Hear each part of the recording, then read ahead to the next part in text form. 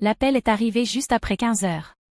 J'étais en train de finaliser une révision de logo quand mon téléphone s'est allumé avec un numéro inconnu. J'ai failli le laisser sonner jusqu'à ce qu'une voix masculine, calme, dise. « Est-ce que je parle à Aravance ? J'appelle de l'église épiscopale Saint-Luc. Nous avons votre fille ici. » Ma gorge s'est serrée. « Junie. » ai-je demandé, déjà debout. Elle est en sécurité. Un couple l'a déposée il y a peu. Ils ont dit que vous étiez prise par une urgence familiale. Mon estomac s'est noué. Junie était censée être à la maternelle, pas entre les mains d'inconnus dans une église. Je n'ai pas posé d'autres questions. J'ai juste attrapé mes clés et couru. Le trajet fut flou.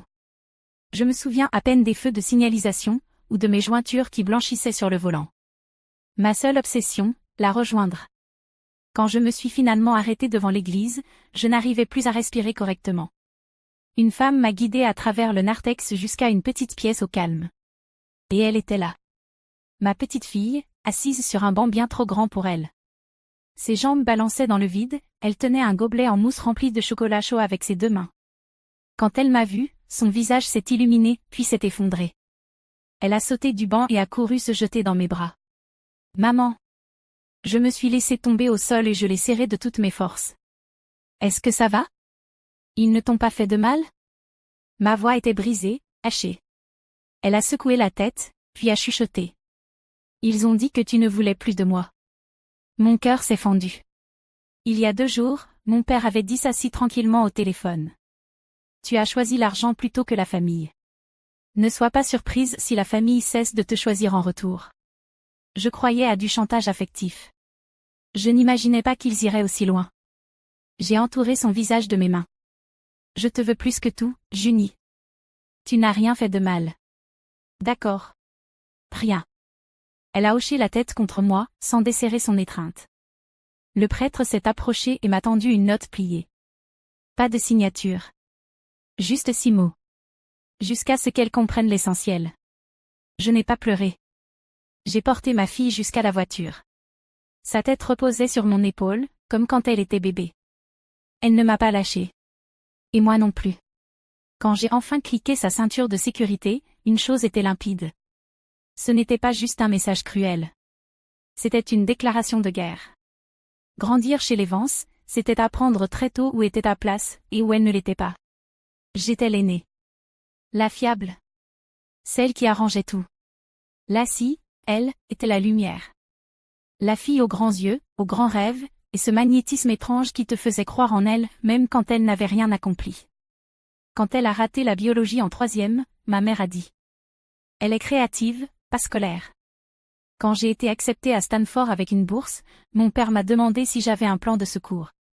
Chaque réussite que j'avais était attendue. Chaque échec d'elle était atténué, blâmé sur un monde incapable de comprendre sa vision. Sa vision changeait au gré des saisons. À 22 ans, elle voulait ouvrir un café végan. À 25, une ligne de parfums de niche. Aucun projet n'a dépassé l'année. Mais Dorine et Carl étaient toujours là. Avec leur déception soigneusement emballée, réservée uniquement à moi. Il y a 3 mois, elle m'a invitée à déjeuner dans un endroit qui ressemblait plus à une brochure de spa qu'à un restaurant. Elle a commandé du champagne avant même que je sois assise. Cette fois, j'ai du lourd, a-t-elle dit, les yeux brillants. Un salon de soins de luxe. Soins haut de gamme. Thérapie botanique. Masque infusé au CBD. Ça va exploser. Il me faut juste 30 000 $ pour garantir le bail. J'ai ri. J'ai vraiment ri. Lassie, tu es sérieuse ? C'est ton 3e en 6 ans. Son sourire s'est éteint. Celui-là est différent. Je travaille avec une influenceuse, elle a 1 million d'abonnés. Non. Je n'ai pas haussé le ton. Je n'en avais pas besoin. Je ne recommencerai pas. J'ai un enfant à élever. Une entreprise à gérer. Elle m'a regardé comme si j'avais craché dans son verre. Tu as changé, a-t-elle dit froidement. Avant, tu te souciais de la famille. Ce soir-là, mon père a appelé. Pas de bonjour, juste. J'ai entendu dire que tu refuses encore d'aider. Ce n'était pas une demande. C'était un avertissement. Un avertissement que je n'ai pas pris au sérieux, jusqu'à ce qu'il prenne Junie. 2 semaines après ce déjeuner, Lassie s'est pointée chez moi avec un dossier qui sentait le frappuccino et la certitude arrogante de quelqu'un qui pense que « non » veut dire « peut-être ». Je me suis dit que te montrer les chiffres aiderait, dit-elle en faisant glisser le dossier sur mon comptoir comme si on était en réunion. Junie faisait la sieste à l'étage. Je ne voulais pas de scène. Le dossier était rempli de maquettes, de projections sur les réseaux sociaux, d'un croquis de plan au sol. Elle avait déjà choisi des serviettes parfumées à l'eucalyptus. Lassie, dis-je doucement, c'est joli. Mais je ne suis pas en position d'investir. Sa mâchoire s'est crispée. Ce n'est pas un investissement. C'est un prêt. Je te rembourse dans 6 mois, grand maximum. Je suis une mère célibataire, dis-je calmement. Pas une banque. Son sourire a disparu. Elle s'est levée, lissant son blazer comme si elle n'avait pas jeté sa dignité sur mon comptoir. C'est toujours à propos de ta fille. Ton chagrin. Tes galères. Tu fais comme si t'étais la seule à avoir eu une vie difficile. Je fais comme quelqu'un qui est encore debout après avoir tout perdu. Ce n'est pas de l'égoïsme. C'est de la survie. Elle est partie sans dire au revoir. Le lendemain matin, j'ai reçu un message de ma mère. Tu sais combien ta sœur fait des efforts. Tu pourrais faire preuve d'un peu de compassion. Puis un appel de mon père. Si ta mère tombe malade à cause de ce stress, ce sera de ta faute. 3 jours plus tard, silence radio. Plus de « bonjour », plus de textos du week-end, plus de « Junie était adorable dans sa robe de Pâques ». Juste une boîte de réception vide et un silence étrange qui me faisait vérifier mon téléphone bien trop souvent. Je pensais que ce silence était la punition. Qu'il m'avait coupé pour me faire passer un message. Je me trompais. Le silence n'était pas la punition. C'était la préparation. Il pleuvait fort ce jeudi-là. Je m'en souviens parce que j'avais laissé les bottes jaunes de pluie de Junie dans la voiture par erreur, et je m'en voulais depuis le matin. J'étais plongée dans un projet de rebranding quand le numéro de l'école est apparu sur mon téléphone. J'ai répondu immédiatement. Bonjour, mademoiselle Vance, dit la secrétaire. Juste pour confirmer, quelqu'un de nouveau a été ajouté à la liste des personnes autorisées à récupérer June? Mon estomac s'est noué. Non, ai-je dit en me levant déjà. Pourquoi? Elle est partie il y a environ 30 minutes. Le système a validé le retrait avec le code d'autorisation familiale, mais je ne reconnaissais pas les noms. Je n'ai pas attendu la suite. J'ai attrapé mes clés et j'ai couru. Le trajet jusqu'à l'école a été un brouillard de klaxons et de pensées désordonnées. À la réception, la secrétaire m'a expliqué qu'un couple âgé, mes parents, évidemment, avait dit qu'il y avait une urgence familiale. Elle les avait déjà vus auparavant et n'avait pas douté. J'ai appelé leur téléphone, messagerie directe. Essayez le fixe, rien. Lassie aussi, personne ne répondait. La maison était vide. Les voisins ne les avaient pas vus. À 17h, j'appelais les hôpitaux. À 18h, je tournais en rond avec le téléphone en main, tentant de ne pas le jeter. Et puis l'appel est venu. Une voix calme, posée. Est-ce que je parle à Hilar Vance? Je suis le père ROR de l'église épiscopale Saint-Luc. Je crois que votre fille est ici avec nous. 15 minutes plus tard, j'ai franchi les portes de l'église, trempée et hors d'haleine. Junie était assise sur un banc dans le hall, un gobelet en plastique de chocolat chaud dans les mains, les joues tachées de larmes. Elle a couru vers moi dès qu'elle m'a vue. Je suis tombée à genoux et je l'ai serrée comme si je n'allais jamais la lâcher. Tu n'as rien, ai-je chuchoté. Elle a secoué la tête. Ils ont dit que tu devais apprendre ce qui compte. Le prêtre s'est approché doucement et m'a tendu un mot plié. 6 mots, écrits de la main de ma mère. Tu comprendras quand tu choisiras la famille.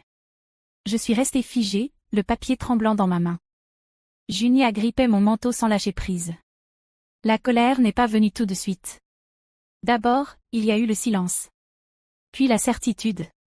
Ils avaient franchi une limite qu'ils ne pourraient plus jamais retraverser. L'agent Monroe ne mâcha pas ses mots. Ce n'est pas simplement une erreur de jugement, dit-elle en feuilletant son carnet. C'est de la mise en danger d'enfants, Madame Vance. Pure et simple. J'étais assise en face d'elle au commissariat, Junie blottie contre moi avec un lapin en peluche que quelqu'un de l'accueil lui avait donné. Ma voix me semblait lointaine, comme si elle appartenait à quelqu'un d'autre. J'ai tout raconté à l'agente, comment mes parents avaient emmené Junie sans mon accord, comment ils avaient utilisé d'anciens codes d'autorisation pour contourner les mesures de sécurité de l'école, comment ils l'avaient laissée dans une église avec un simple change de vêtements et un mot. Quand j'ai terminé, L'agent Monroe a simplement dit. Faisons le rapport. Cette nuit-là, j'ai à peine dormi. Junie refusait de me lâcher, et je n'en avais pas la force non plus. Le lendemain matin, une travailleuse sociale des services de protection de l'enfance est venue évaluer notre situation. Elle était gentille, mais ferme. Je comprenais, il devait tout vérifier maintenant, parce que quelqu'un avait échoué envers ma fille. À la fin de la semaine, Rowan s'était installé dans notre chambre d'amis. Il apportait des courses, changeait les ampoules que je n'avais même pas remarquées grillées, et s'occupait des sorties d'école pendant que je consultais une avocate. Janelle Ruiz m'avait été chaudement recommandée, et dès notre premier rendez-vous, j'ai compris pourquoi. Elle n'a pas sourcillé en entendant les mots famille et rapport de police dans la même phrase. Vous n'exagérez pas, m'a-t-elle dit après avoir lu le dossier. Vous protégez votre enfant. La loi est de votre côté. Et pourtant, je sentais tout le poids de la décision. Porteur plainte contre ses propres parents, ce n'est pas quelque chose qu'on prépare. Mais il n'avait pas simplement franchi une limite. Il l'avait détruite. Et j'en avais fini de reconstruire pour eux. Une fois le rapport de police déposé, tout a ralenti, mais rien ne s'est arrêté. Junie s'accrochait encore à moi la nuit. Rowan faisait tourner la maison pendant que je m'occupais des réunions et des entretiens. Janelle m'a averti que le processus pouvait durer des mois, alors j'ai décidé de remplir l'attente par de l'action. J'ai commencé à tout documenter, messages vocaux, capture d'écran, date, chaque trace d'interaction avec mes parents ou Lassie, je les sauvegardais. Un soir, en triant les documents pour Janelle, j'ai ouvert la boîte ignifuge contenant les papiers de la succession de Robert. Cela faisait des années que je ne les avais pas touchés. Je pensais que tout avait déjà été réglé. Mais dans une chemise cartonnée vers le fond, j'ai trouvé un acte de propriété que je ne reconnaissais pas. C'était un petit terrain, rien de grandiose, juste une parcelle au bord d'un lac que la grand-mère de Robert avait laissé à Junie dans son testament. Cela ne valait pas une fortune, mais la valeur sentimentale était là. Et elle était censée lui appartenir. Sauf que ce n'était plus le cas. L'acte avait été transféré hors du nom de Junie il y a 6 mois. Vendu. Signé par Carl et Doreen en tant que fiduciaire de son héritage. Je suis restée figée, en retenant mon souffle, alors que la vérité me frappait. Ils l'avaient vendu. Ils avaient pris quelque chose qui appartenait à ma fille et l'avaient liquidé sans jamais m'en parler. J'ai fouillé plus loin et trouvé les détails de la transaction. Le nom de l'acheteur était vague, une société de gestion quelconque, mais la note de virement faisait mention d'un paiement envoyé directement sur un compte professionnel au nom de Lassie. Ils avaient utilisé l'héritage de Junie pour financer le salon de soins de peau de Lassie. Je me suis assise par terre, entourée de papiers, tremblant de l'intérieur. Ils n'avaient pas seulement enfreint la loi. Ils avaient violé quelque chose de sacré. Ils avaient pris à une enfant qui avait déjà perdu son père. Et maintenant, ils voulaient me donner une leçon. J'ai remis les documents en ordre, les ai ajoutés au dossier, et envoyé un email à Janelle avant que l'adrénaline ne retombe. La salle d'audience semblait plus froide que je ne l'avais imaginé. Pas physiquement, mais chaque bruit résonnait, chaque regard pesait lourd. Janelle était assise à côté de moi, calme et posée, tandis que je serrais le dossier devenu le témoignage silencieux de la trahison de ma famille. Carl et Doreen étaient assis de l'autre côté de l'allée avec leur avocat, raide et sans expression. Ma mère portait un tailleur gris, trop large aux épaules. Mon père ne m'a pas regardé une seule fois. Lorsque le juge a appelé notre affaire, je me suis levée. Mes mains ne tremblaient plus, pas cette fois. Janelle a commencé par le rapport d'abandon.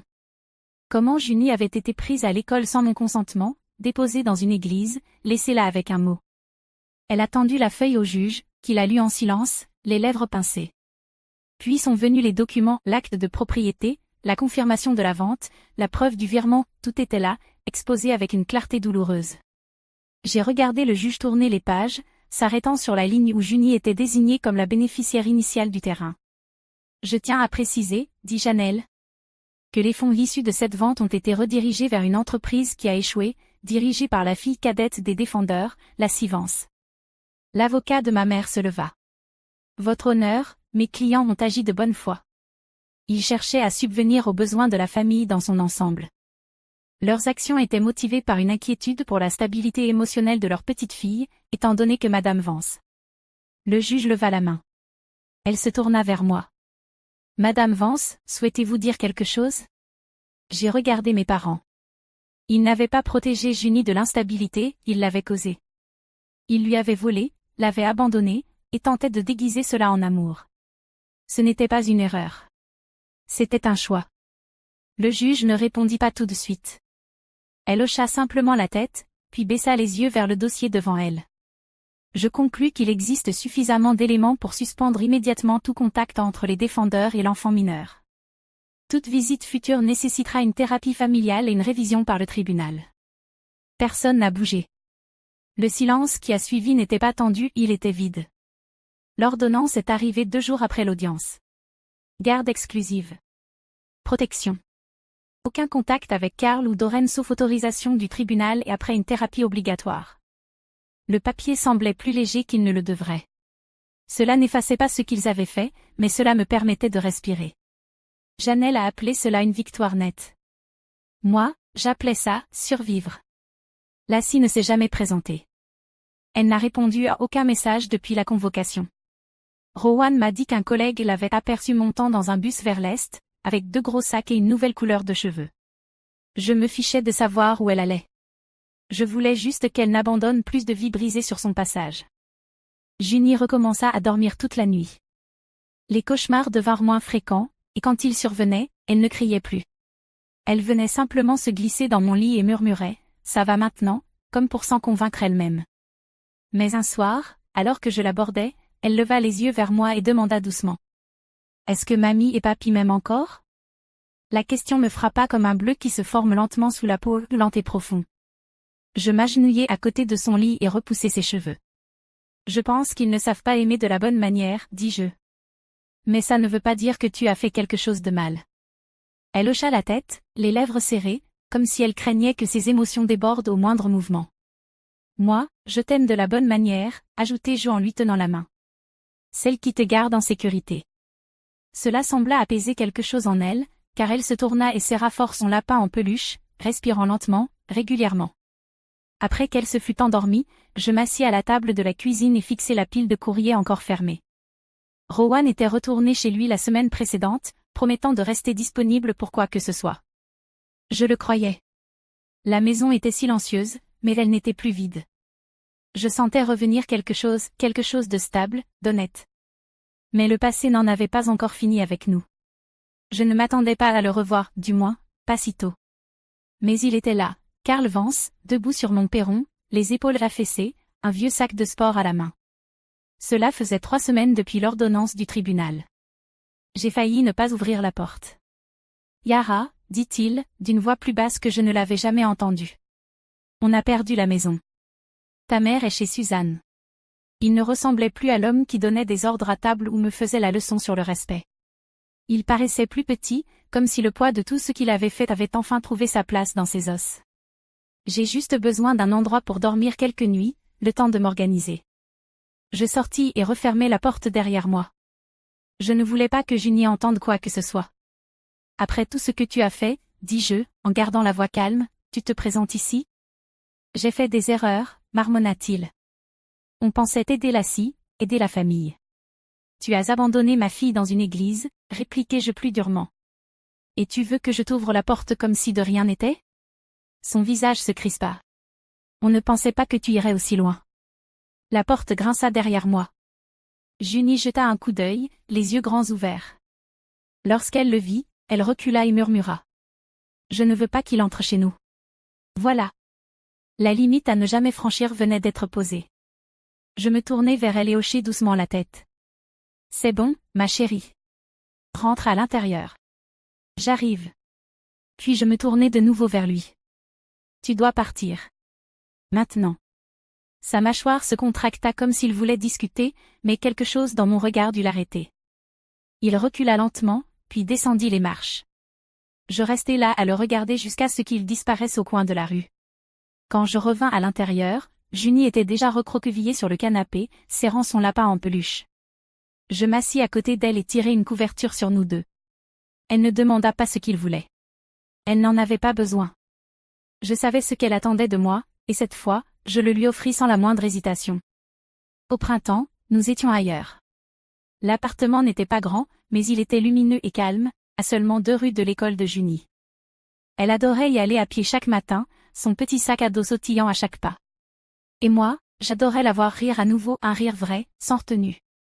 Tous les dimanches, nous dînions avec Rowan et son mari. Il apportait des jeux de société, moi le dessert, et Junie les appelait ses tontons préférés. Personne ne parlait des tribunaux, des grands-parents ni de ce que nous avions laissé derrière nous, seulement des histoires, des deuxièmes portions et des « bonnes nuits » murmurées. J'ai pris le temps de déballer. Je voulais que cet endroit soit mérité. Un soir, Junie me demanda si on pouvait décorer son mur avec quelque chose de spécial. Ensemble, nous avons peint un petit panneau en bois. Elle a choisi les mots, et je l'ai aidée à tracer les lettres. La vraie famille, c'est celle qui est là. Il est accroché au-dessus de son lit, de travers mais parfait. Ce soir-là, elle se blottit contre moi après que je lui ai lu son histoire préférée, celle de la fille courageuse et du lion silencieux. Sa respiration ralentit, sa main posée contre moi, chaude et confiante. Je fixai le panneau au-dessus de nous, les coups de pinceau inégaux mais lisibles. Tout ce que nous avions perdu, nous étions en train de le reconstruire, non pas à partir de ce qui était, mais de ce que nous avions choisi.